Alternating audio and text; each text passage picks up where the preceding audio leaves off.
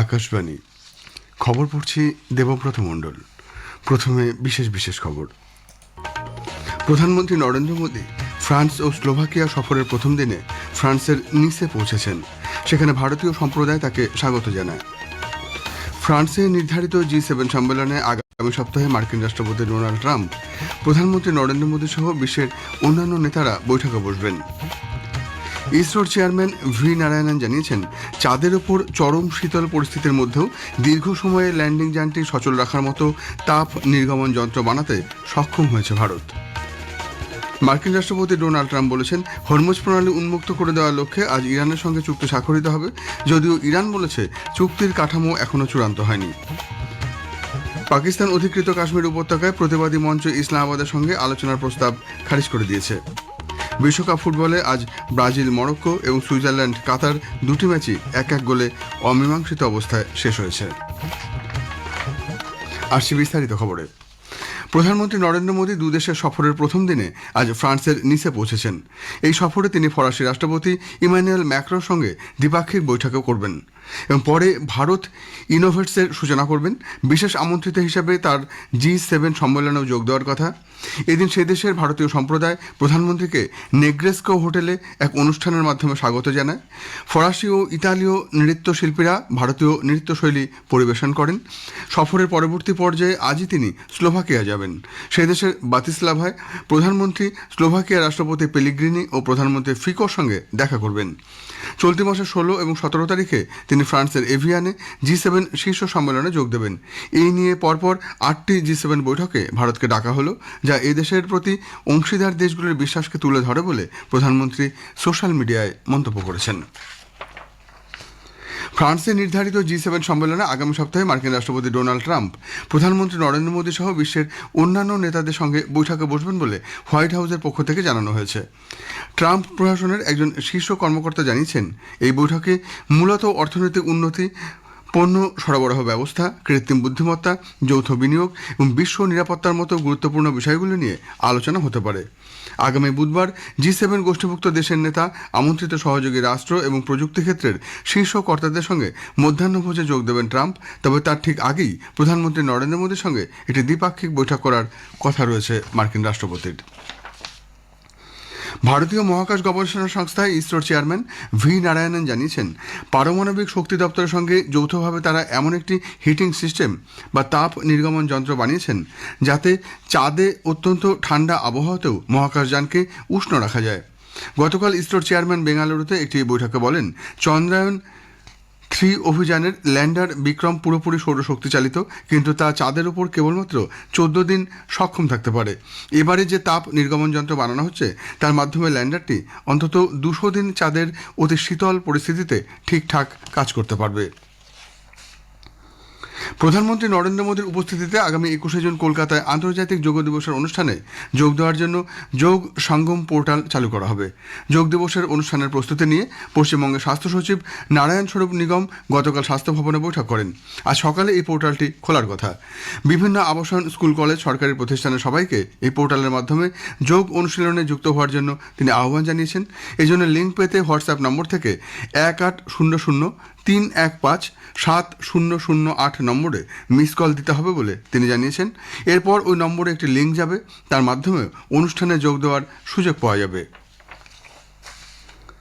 কেন্দ্রীয় স্বরাষ্ট্রমন্ত্রী অমিত শাহ বলেছেন, প্রধানমন্ত্রী নরেন্দ্র মোদী গত 12 বছরে দেশে শিক্ষা, দক্ষতা, উদ্ভাবন এবং স্টার্ট আপ ক্ষেত্রে নতুন এক সংস্কৃতি তৈরি করেছেন। সামাজিক মাধ্যমে এক পোস্টে তিনি বলেন, প্রধানমন্ত্রীর গৃহীত বিভিন্ন নীতির কারণে ভারত বিশ্বের দ্বিতীয় বৃহত্তম উচ্চশিক্ষা নেটওয়ার্কের মর্যাদা পেয়েছে। ভারত বর্তমানে তৃতীয় বৃহত্তম স্টার্ট আপ পরিমণ্ডল হিসেবেও উঠে আসছে।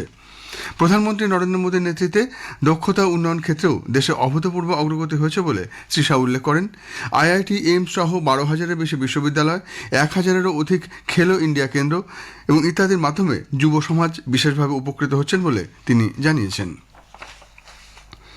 National testing agency NTA Karmayogi Bharat প্ল্যাটফর্মের মাধ্যমে পরীক্ষক ও পরীক্ষা সংক্রান্ত আধিকারিকদের পরীক্ষা কর্মযোগী নামে একটি বিশেষ প্রশিক্ষণ কর্মসূচির ব্যবস্থা করেছে। এর লক্ষ্য হল পরীক্ষা চলাকালীন নজরদারি ব্যবস্থাকে আরও সুদৃঢ় করা। অফলাইন পরীক্ষার ক্ষেত্রে পরীক্ষক এবং অন্যান্য কর্মচারীরা কী ভূমিকা নেবেন তা এই প্রশিক্ষণ চলাকালীন এনটিএ কর্তৃপক্ষ বুঝিয়ে দেবে। সর্বভারতীয় মেডিকেল প্রবেশিকা পরীক্ষা নিটের ক্ষেত্রেও পরীক্ষা কর্মযোগী কর্মসূচি কার্যকর করা হবে।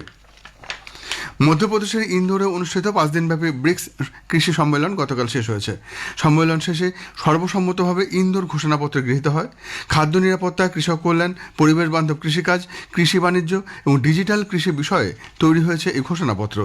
কেন্দ্রীয় কৃষিমন্ত্রী শিবরাজ সিং চৌহান বলেছেন, বিশ্বের প্রায় অর্ধেক জনসংখ্যাই ব্রিক্স গোষ্ঠীভুক্ত দেশগুলিতে বসবাস করেন এবং বিশ্বব্যাপী কৃষি উৎপাদন ক্ষেত্রে তাদের অবদান প্রায় 42%।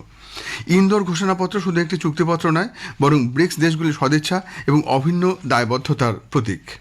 आज की परिस्थितियों में ब्रिक्स देशों की कृषि में भूमिका और उसमें भी छोटे किसान, महिलाएं और युवाओं की भूमिका अत्यंत महत्वपूर्ण है। उसके सभी पहलुओं पर विचार किया। अलग अलग देशों ने अपनी बेस्ट प्रैक्टिस को भी सभी सदस्य देशों के साथ साझा किया है और उस व्यापक विचार विमर्श से हमारे लघु और सीमांत किसानों को और मजबूत करने में मदद मिलेगी, उनकी आय बढ़ाने में और आजीविका बेहतर करने में भी निश्चित तौर पर आज की चर्चा बहुत सहयोगी होगी।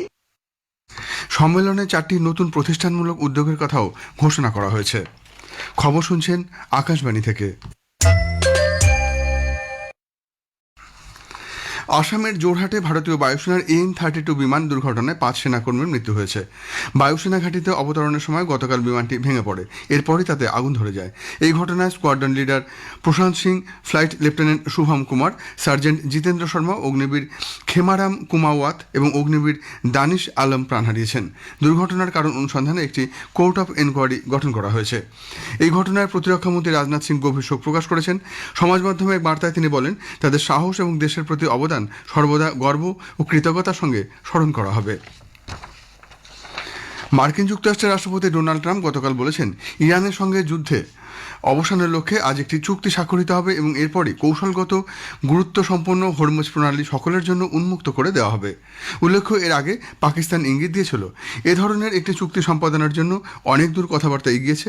ঠিক তার কয়েক ঘন্টা পরেই ট্রাম্প এই মন্তব্য করেন। তবে ইরানের ইসলামিক রেভলিউশনারি গার্ড কোর চুক্তি স্বাক্ষরের বিষয়টি অস্বীকার করেছে।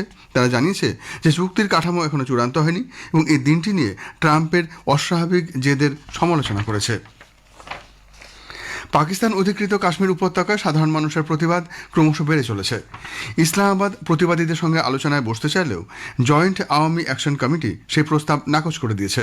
তারা জানিয়েছে এসব আলোচনায় কোনো ফল হওয়ার সম্ভাবনা নেই। অ্যাকশন কমিটি আরও বলেছে, এর আগেও বহুবার আলোচনা হয়েছে, কিন্তু পাক কর্তৃপক্ষ প্রতিশ্রুতি দিয়েও পরে সবকিছু অস্বীকার করেছে। তারা আরও জানায়, ইসলামাবাদের একমাত্র লক্ষ্য হল অধিকৃত কাশ্মীরের নিয়ন্ত্রণ পুরোপুরি হাতে তুলে নেওয়া। পাকিস্তানের বিভিন্ন সূত্রে জানা গেছে, প্রতিবাদীদের নানা কর্মসূচি ক্রমশ জোরদার হচ্ছে। বিশ্বকাপ ফুটবলে নিউ জার্সি স্টেডিয়ামে গ্রুপ সির ম্যাচে ব্রাজিল এবং মরক্কোর মধ্যে খেলাটি 1-1 গোলে অমীমাংসিত থাকলো। প্রথমার্ধে মরক্কোকে গোল করে এগিয়ে দেন সাইবারি। কিছুক্ষণের মধ্যেই ব্রাজিলের পক্ষ থেকে অসাধারণ গোল করে সমতা ফেরান ভিনিসিয়াস জুনিয়র। গোটা ম্যাচে দুপক্ষই কেউ কাউকে 1 ইঞ্চি জমি ছাড়েনি। এছাড়া সান ফ্রান্সিসকো বে এরিয়া স্টেডিয়ামে কাতার এবং সুইজারল্যান্ডের মধ্যে খেলাটিও 1-1 গোলে ড্র হয়েছে। প্রথমার্ধে সুইজারল্যান্ডের এমবোলো গোল করে দলকে এগিয়ে দেন। দ্বিতীয়ার্ধে সংযুক্ত সময়ে গোল শোধ করেন কাতারের মুহেম। অন্যদিকে আজ গ্রুপ সির ম্যাচে হাইতি স্কটল্যান্ডের মুখোমুখি হবে। বোস্টন স্টেডিয়ামে খেলা শুরু ভারতীয় সময় সকাল 6:30টায়। গ্রুপ ডির ম্যাচে ভ্যাঙ্কুভার স্টেডিয়ামে অস্ট্রেলিয়া তুরস্কের বিরুদ্ধে খেলবে। খেলা শুরু সকাল 9:30টায়। এছাড়া গ্রুপ ইর ম্যাচে জার্মানি কুরাসাওয়ের বিরুদ্ধে খেলবে। হাউস্টন স্টেডিয়ামে খেলা শুরু রাত 10:30টায়। গ্রুপ এফ এর ম্যাচে নেদারল্যান্ডস জাপানের মুখোমুখি হবে।